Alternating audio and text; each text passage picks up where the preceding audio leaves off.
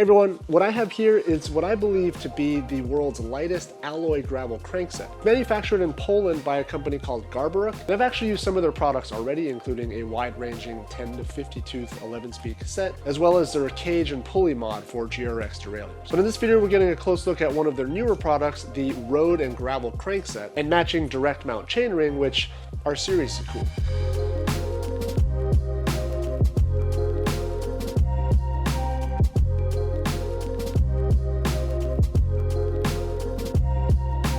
So in the stand here is my new specialized S-Works Crux, which I know is going to be somewhat of a surprise for viewers of this channel, since we do a lot of sort of mid-range and semi-budget builds, and a lot of metal bikes as well. But that doesn't mean I don't appreciate a lightweight carbon bike. And I've been building it up with mostly mid-tier parts. I'm running GRX 800 series 1x11 mechanical group set. I'm running the Logos Epoche wheels that I reviewed a while back, some Ritchie handlebars, and some Pirelli tires. And even at this stage of the build, it weighs in at something like 17.5 pounds, which honestly is the lightest gravel bike that I've ever ridden. But the one thing that stands out a little bit is the GRX 600 crankset that I've got on here now, which is objectively a pretty heavy crank. Now I know that weight isn't everything when it comes to a bike, and I definitely don't identify as a weight weenie, but with the build like the Crux, one of its key features is its lightweight. I'm actually pretty curious about the differences in ride feel and ride quality between a bike like this relatively lightweight Crux and the steel Ritchie Outback that I've been riding for the past couple of years. So without going crazy and going to the extreme buying lightweight everything for the Crux, I feel like this Garbaruk crankset is relatively low-hanging fruit when it comes to grams saved per dollar spent. Now I know some of you are already typing down in the comments that weight does not matter, and to some level I agree, but I also agree that the effect of the weight of a bike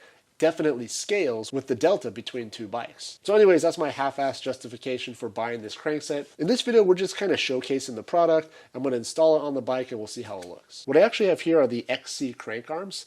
And I wanted these because they come in a 165mm option. But I spoke with someone at Garbaruk and I had them send a road spindle so that the Q factor doesn't get too wide. So this is one of the crank arms. You can get them in a bunch of different colors. I opted for mostly black with a little pop of color here. And first impression, yeah, just super lightweight, like incredibly lightweight. This is actually a hollow crank arm. It's two halves of 7075 T651 alloy machined and then bonded together to form a hollow crank arm. So it's really light, definitely on par with some of the lighter carbon cranksets out there. On my scale here, the two crank arms and the spindle weigh in at 398.5 grams. So that is really freaking light for a crankset. And then I'll also add the weight of the chainring on. They make chainrings for a bunch of other cranksets as well, but this one goes with their own crankset. I went with a 38 tooth chainring because I'm weak and I need all the help that I can get going up the hills. But this is super light as well, so I'll just pile this on top. So the total comes to 464.9 grams in total, which, man, that is very lightweight. I haven't taken off the GRX crankset yet, but I'll put that weight on screen right now just for comparison.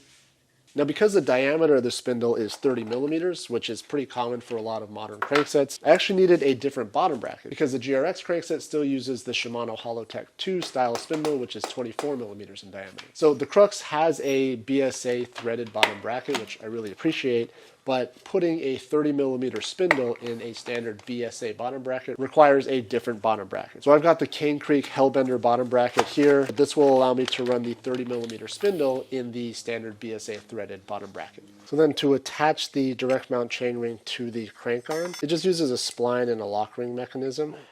So the next thing to do, of course, is to loosen the set screw here, which will allow you to spin this sort of preload adjuster. You just want to cinch that down until it's barely touching the crank arm face. Then you can install the spindle on the non-drive side crank arm. There's already grease on the interface from the factory, so I'm not going to add any more. And the one thing that's kind of tricky about this is that you need a 12mm Allen wrench. So I actually didn't have one of these, so I had to go out and get one. But most hardware stores will have one of these. It's just they don't usually come in like an Allen key set. So 12mm is what you need, and that'll allow you to attach the spindle to the non-drive side crank arm. Torque spec calls for 50 Newton meters right off the bat, but there's no way I'm going to be able to apply that amount of torque while I'm just holding the crank arm. So I'm going to get it as snug as I can and then put it in the bike and do a final torque there. And according to the manual, because this is a BSA threaded shell, I shouldn't need any spindle spacers, so we'll see what the fitment is like. Seems like we need a little bit of coaxing to get it all the way through. There we go. Put the opposing side bottom bracket seal on like so, and line up the cranks.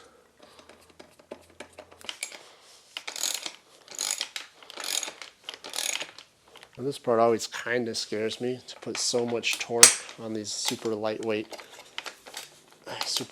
alloy cranks.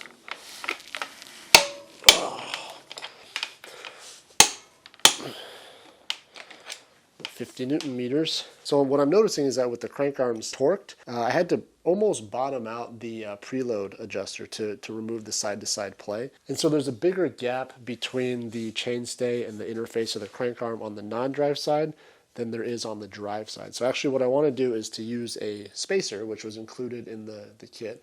These are 2 millimeter thick each, and they came with 2. I'm going to use one of them on the drive side to kind of nudge the entire crankset over toward the drive side. And that should have everything centered up nicely. Now this should only require me to remove the drive side crank arm. I am going to retract the preload adjuster. And with any luck, the crank arm should come off pretty easily. So I'm just going to put one of these really thin spacers right there.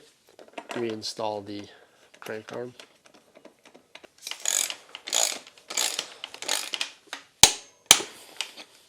Tighten up the preload just until I eliminate that side-to-side play.